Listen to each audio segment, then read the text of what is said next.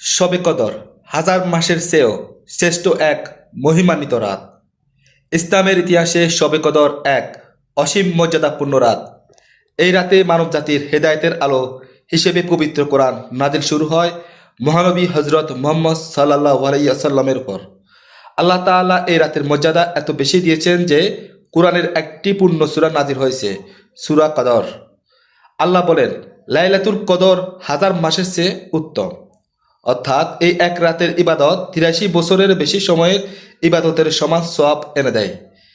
এই রাতে অসংখ্য ফেরেশতা পৃথিবীতে অবতরণ করেন এবং আল্লাহর রহমত, বরকত ও শান্তিতে ভরে ওঠে চারদিকে। যে ব্যক্তি ঈমান ও আন্তরিকতার সাথে এই রাতে ইবাদত করে, আল্লাহ তার পূর্বের গুনাহ মাফ করে দেন। তাই রমজানের শেষ দশকের বেজোড় রাতগুলোতে মুসলমানরা শবে কদর তালাশ করেন। নামাজ, কোরআন তেলাওয়াত, জিকির, দোয়া ও ইস্তিগফারের মাধ্যমে এই রাত কাটানোই মুমিনের জন্য সবচেয়ে বড় সৌভাগ্য। শবে কদর আমাদের জীবনে ক্ষমা, রহমত ও নতুনভাবে আল্লাহর পথে চলার এক মহামূল্যবান সুযোগ।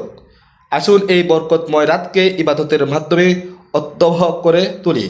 মহান আল্লাহ পাক আমাদেরকে কবুল করুক। আমিন।